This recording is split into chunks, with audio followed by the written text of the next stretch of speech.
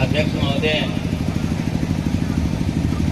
मंचस्थ विद्युत मंडल, मातृशक्ति, युवक और युवतियों, अभी आपने जो पहले यज्ञ किया था तो उस यज्ञ में क्या होता है कि वो जल और वायु की शुद्धि करता है, जो हमारे स्वास्थ्य के लिए अत्युत्तम होता है। यदि स्वास्थ्य ठीक रहेगा तो हम कुछ समाज में कुछ कर सकते हैं। लेकिन उससे दूसरा यज्ञ जो होता है वो क्या होता है? पवित्रता का यज्ञ। और जो आभ्यंतर यज्ञ होता है जिससे हमारा मन, बुद्धि और इंद्रियां पवित्र होती हैं, और जिसको क्या कहते हैं? आत्म यज्ञ कहते हैं। जब हमारा आत्म यज्ञ सफल हो जाता है तो हमारे शरीर के अंदर जो ऊर्जा बनती है, जो जीवनी शक्ति बनती है, जो जीवन का सार रूप शक्ति बनती है, उसकी गति ऊर्ध्व हो जाती है और हमारे शरीर में बल और तेज पराक्रम को पैदा करती है। और यदि वो हमारा पवित्रता रूपी यज्ञ भ्रष्ट हो जाता है, हम विषयों के शिकार हो जाते हैं, बुराइयों में फंस जाते हैं, नशे आदि बुराइयों में फंस जाते हैं, व्यभिचार आदि बुराइयों में फंस जाते हैं, दुराचार के शिकार हो जाते हैं, तो वो हमारी शक्ति क्या होती है? अधोगति को प्राप्त हो जाती है और उससे हमारा विनाश हो जाता है।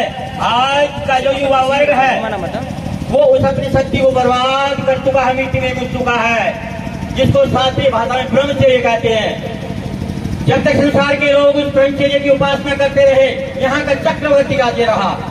संसार के लोग यहाँ के विद्वानों के चरणों में बैठ करके और शिक्षा ग्रहण करते थे और यहाँ की स्तुति बोलती थी, यहाँ का चक्रवर्ती राज्य था। लेकिन जब से हमने उस वस्तु को खोया है, उस ऋषियों की विद्या को खोया है, हमने जो हमारी संस्कृति की प्रमुख आधारशिला थी आश्रम व्यवस्था, जब से हमने उसका विनाश किया है, ब्रह्मचर्य आश्रम को हमने बर्बाद किया है, हमारी मिट्टी पिट गई। राम ने उसी शक्ति को पैदा किया और उस शक्ति को पैदा करके बिल्कुल जितेंद्रिय बनाया और एक शूर्पणखा जैसी वेश्या उनको भ्रष्ट करने के लिए पंचवटी पे पहुंची, लेकिन वे टिके नहीं, वे अपने रास्ते से टिके नहीं और उन्हें उसको दुख कर दिया। और लोग कहते हैं उसकी नाक कट गई, वास्तव में नाक ही कट जाती है। कोई किसी से कोई काम कराना चाहता है, उसकी बात को नकार दिया जाए तो उसकी नाक ही कट जाती है और क्या होता है। और इसी के कारण से उनमें इतनी शक्ति थी कि रावण जैसे दुष्ट को उसके घर में घुस करके पीटा। ये कहे की शक्ति थी? ये ब्रह्मचर्य की शक्ति थी। मेरे प्यारे नवयुवकों और बेटियों, यदि अपने जीवन का उत्कर्ष करना चाहती हो, अपने जीवन का उत्थान चाहती हो, अपने माता पिता का नाम रोशन करना चाहती हो, अपने राष्ट्र को बचाना चाहती हो, अपने देश को बचाना चाहती हो, देश और राष्ट्र की बात दूर की रही, अपनी रक्षा करना चाहती हो, तो ब्रह्मचर्य को धारण करना होगा। ब्रह्मचर्य को धारण करना होगा, ब्रह्मचर्य की उपासना करनी होगी। यदि ब्रह्मचर्य की उपासना नहीं करोगे तो निश्चित रूप से हमारा क्या होगा? विनाश होगा। आज कहीं लौ जिहाद की स्थिति बनी हुई है, कितनी बेटियों को बर्बाद किया जा रहा है। ये क्या है? अरे हमारा तो स्वरूप और था। दिल्ली के अंदर, आगरे के अंदर अकबर मीना बाजार लगाता था और जिसमें मीना बाजार लगाता था उसमें क्या होती? सामान बेचने वाली और खरीदने वाली महिलाएं होती थी। लेकिन वो दुष्ट कुत्ता स्त्री के भेष में रह करके और वहां उनकी इज्जत लूटता था। एक समय की बात है, वहां किरणमयी गई, उसको तो गंदी आदत पड़ी हुई थी, उसने उसके साथ भी छेड़खानी की, लेकिन किरणमयी ने उसको उठा करके और उसकी छाती पर बैठ गई और छुरा निकाल करके कहा तेरी हत्या करो। लेकिन माफी मांग करके उसने अपने प्राण बचाए। लेकिन किरणमयी ने बड़ी भूल की, उसकी तबीयत हटा देनी चाहिए। कवि ने बहुत सुंदर लिखा है, सिंगनी सी झपट कपट चढ़ी छाती पे, मानो सट दानों पे दुर्गा तेज भारी है। गर्ज कर बोली दुष्ट मीना के बाजार में, सेना गुलाओं का प्रसिद्ध दुराचारी है।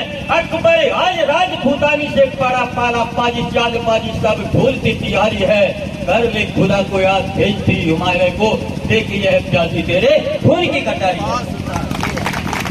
बेटियों, अगर तुम्हें अपने जीवन की रक्षा करनी है, तुम्हें इस प्रकार से अपने को रक्षित करना होगा, हथियारों से लैस करना होगा और अपने अंदर ब्रह्मचर्य की शक्ति को स्थापित करना होगा। निश्चित रूप से तुम्हारा क्या होगा? जीवन सफल होगा। यानी बर्बाद हो या क्या दुर्दशा है समाज की, व्यभिचार की दुर्गंध में फंस करके कितना विनाश हो रहा है। ये क्या है? ये क्या सिस्टम है? गर्लफ्रेंड, बॉयफ्रेंड, ये क्या है? अब इसे जानते हो क्या है? भाई मैं तो ये कहता हूँ बदमाशी का केंद्र है, और क्या? इसलिए शास्त्रकार ने कहा है युवावस्था में लड़की और लड़के इकट्ठे न रहें विवाह के पहले। और आज क्या चली लिविंग चली, क्या बोलते हैं उसको, लिविंग। अब आप बर्बाद होंगे, क्या होंगे? मतलब बच्चों को बर्बाद किया जा रहा है। याद रखना, युवक जो होता है राष्ट्र रूपी शरीर की रीढ़ की हड्डी होता है। यदि शरीर की रीढ़ की हड्डी टूट जाए तो क्या होता है? दुर्दशा होती है ना। ठीक इसी प्रकार से यदि राष्ट्र का युवा वर्ग बर्बाद हो गया तो समझो राष्ट्र बर्बाद हो गया। यदि अपने राष्ट्र को बचाना चाहते हो, अपने देश को बचाना चाहते हो, अपने कुल की लाज बचाना चाहते हो तो ऋषियों की बातों को मानो और वेद की ओर लौटो। इसी तरह कहते हैं, अरे संसार के लोगों, यदि तुम अपना उत्कर्ष चाहते हो वेदांत प्रत्यागच्छन्तु, वेदों की ओर लौटो, वेदों की ओर आओ।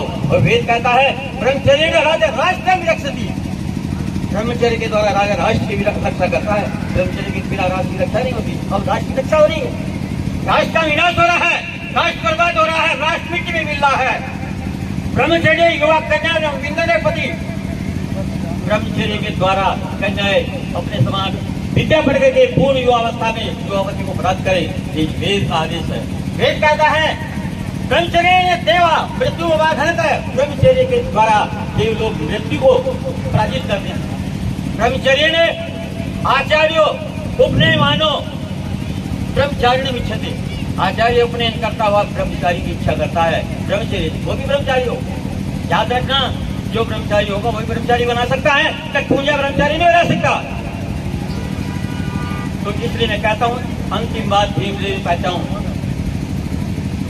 आप जिस काम में लगे हुए हैं और ये काम कर रहे हैं, जब आदमी का यश और कीर्ति फैलती है उसके पीछे शत्रु भी लगते हैं और उसकी उन्नति से या उसके विकास से उनके अंदर कहा भी होती है और वो गिराने का भी प्रयत्न करते हैं। तो इसलिए मैं कहूँगा कि चरित्र के बारे में सावधान रहे। कितना भी कुछ भी करना पड़े, अपना सर्वस्व नष्ट हो जाए, लेकिन चरित्र राज न आए, तो इस बात का ध्यान रखना उसी से निश्चित रूप से आगे सफल होता है और परमात्मा उसको शक्ति देता है और बल देता है और वो आगे बढ़ता है। ये थोड़ी बात मैंने आपके लिए रखी। आशा और विश्वास है कि आप इन बातों पर विचार करें और अपने जीवन का कल्याण करें।